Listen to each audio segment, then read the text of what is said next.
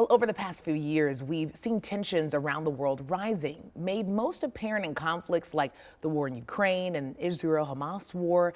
In Minnesota, an organization is working to bring more awareness about what's happening and its impact on us here locally. So today, we are fortunate enough to have Fiona Hill, the former Deputy Assistant to the President and Senior Director for European and Russian Affairs on the U.S. National Security Council. It's so nice to have you. Thanks, Alexis. It's great to be here in Minneapolis. You know, Really it's interesting to me because this is a busy person, okay? I mean, I'm just happy that we were able to snag you quickly. For over 2 years, we've been following all these developments. And I think for the average person, it's really hard for them to see themselves in foreign affairs, you know? So tell me a little bit about what are some things when we look at Ukraine that we should be thinking about when it comes to how it impacts us here in the U.S.?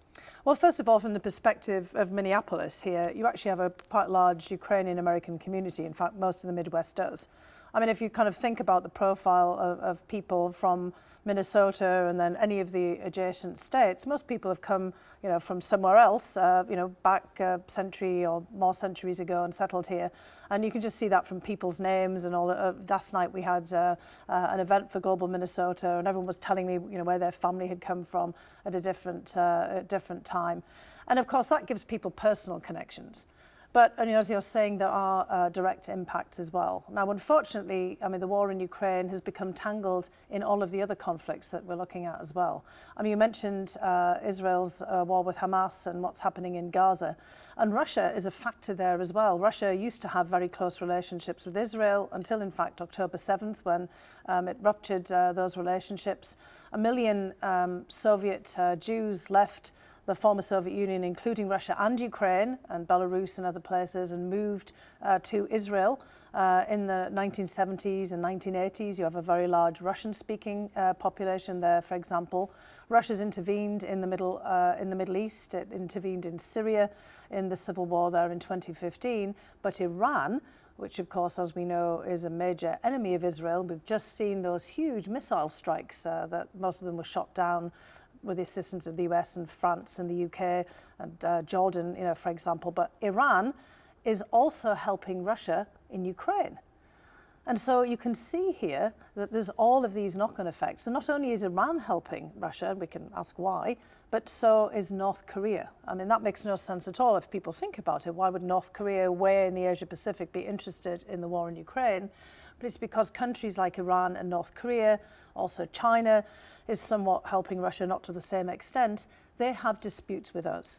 So this is actually in many respects about the United States, and that starts to then affect not just our standing in the world, the way that we have hostile states looking for any excuse basically to score points against us, but it also, you know, is affecting our domestic politics as well. I mean, we see college campuses, especially, you know, where I'm, you know, living out on the East Coast in Washington, D.C. and, you know, elsewhere, in upheaval about issues of war and peace and what's going on in Gaza and Israel, for example. We have all of the debates in Congress about whether we should be supporting Ukraine. But around the rest of the world, people are actually looking to see whether the United States still wants to lead. And one of the reasons that we've been so prosperous since World War II and also since the end of the Cold War is because people want to invest here, people want to engage here, and people see America as a force for good in the world. And now people are really questioning that. So this is, you know, where we are. It's very complicated. There's lots of intertwining, but it actually really does affect us here in a larger sense. And then personally, when you've got family ties to some of these regions. Absolutely. And I know our time is winding down, but just 2 more questions for you. When it comes to a lot of the books that you've written, I got a chance to read.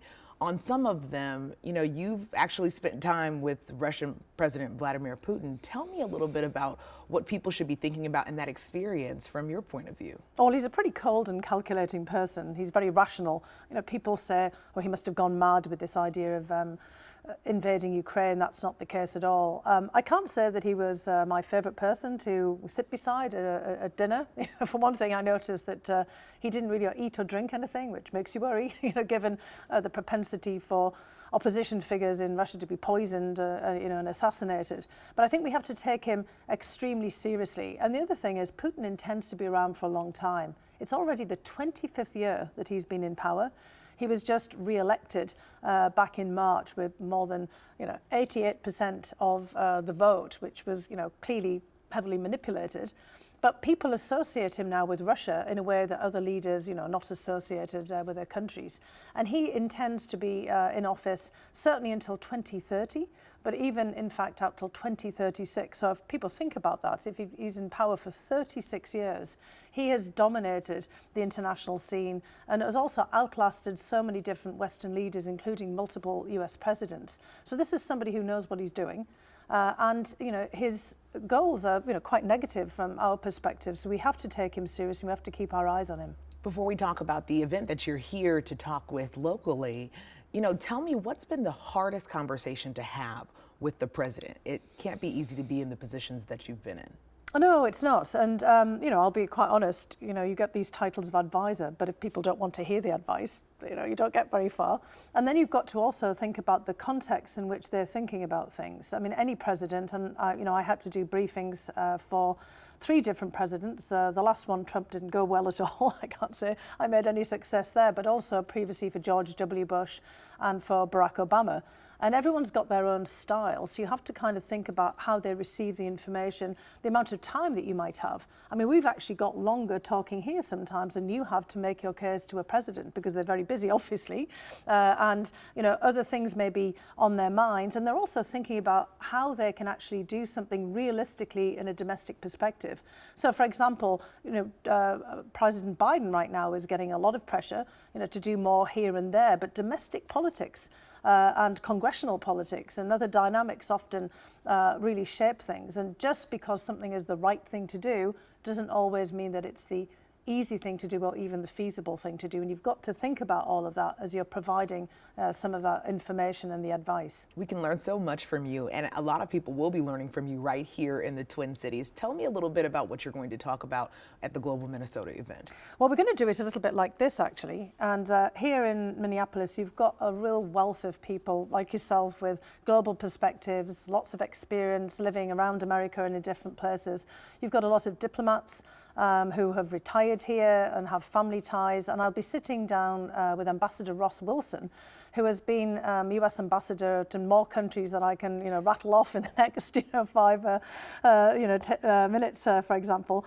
And he and I are going to have a conversation about the critical issues that are facing us. And of course, he is a native son of the area, and we're going to try to also put it into a perspective for, why this matters here in Minneapolis and in Minnesota and the Twin Cities. Because it really does, and it affects us in all kinds of ways that we don't always think about in terms of our investment in the cities, our investments abroad, the lives that we lead, the food that we eat. Food security is often imperiled. Energy prices at the pump, for example, gas prices, they're all affected by these global issues, not just by domestic politics. So hopefully we'll give people an opportunity to sort of see how they're tied into this as well. It's always good to give people perspective. Thank you so much for chatting with us. Thank you, and Alexis. of course, we'll have all the information about Fiona Hill's talk with Global Minnesota at KARE11.com/noon.